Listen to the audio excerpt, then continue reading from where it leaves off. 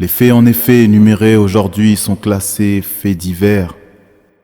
Le 16 mars 92, une mère pleure dans les couloirs de la pitié salpêtrière. Un sentiment amer parcourt mon être, que faire? Mon propre petit frère Arnaud s'en va sans moi où vont les anges de lumière. Il est là, mais hélas, fatigué, épuisé, affaibli par les assauts incessants d'une chimiothérapie. Les rafales de balles pour miner le moral d'un brave soldat. Légionnaire partant de courage, petit frère, tu t'es battu comme un roi. Seul dans ce grand lit, il sourit. Mon Dieu, il est si petit.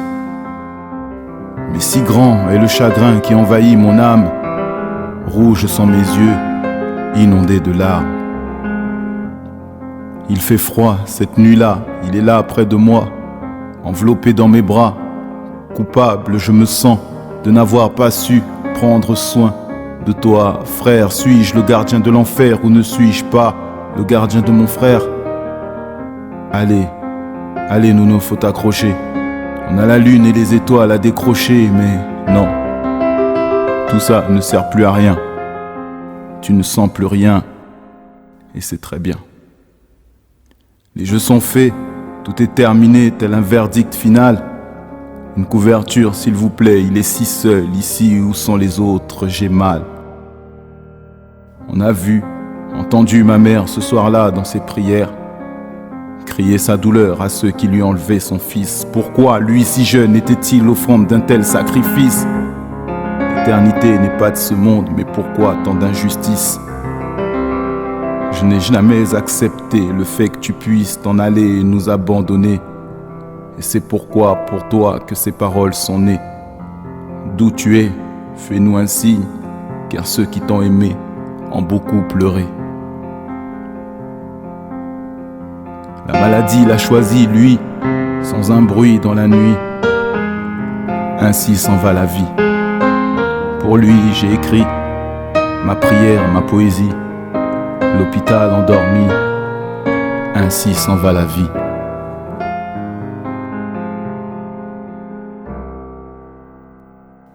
Comme Orphée, je parlerai avec toi dans l'au-delà. Je ne me retournerai pas où tu t'en iras à tout jamais. Mon regard est vague comme l'homme qui divague. J'entends ta voix et puis je te vois. Ton esprit décolle, s'envole, il vole, plane au gré du vent, il s'échappe, le cap vers ses racines, ses vallées, ses forêts, les terres divines. Là où le sang propre béni de sa naissance fut versé, là où le soleil et son bronze lui bronzé, je perds la boule. La détresse en découle, à vous donner la chair de poule, tout s'écroule. Mais qu'est-ce que tu veux que je te dise enfin? Je me sens idiot de la ramener parce que la météo annonce de la pluie demain.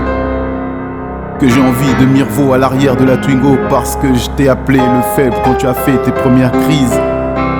Alors oui, je ne me sens pas bien. Quand on a su la vérité, j'ai hurlé, c'est impossible, ce n'est pas vrai. Tu as dit, désolé, je ne l'ai pas fait exprès. Et j'ai pleuré. À 6 ans et demi, on ne meurt pas d'une leucémie.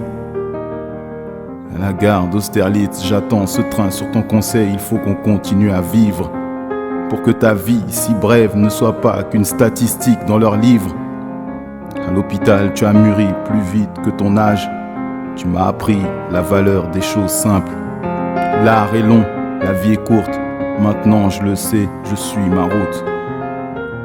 Au bord du gouffre, il n'y a que peu de choses pour ceux qui souffrent. Je n'ai que des mots, des rimes et un poème en guise de requiem. Arnaud, on t'aime.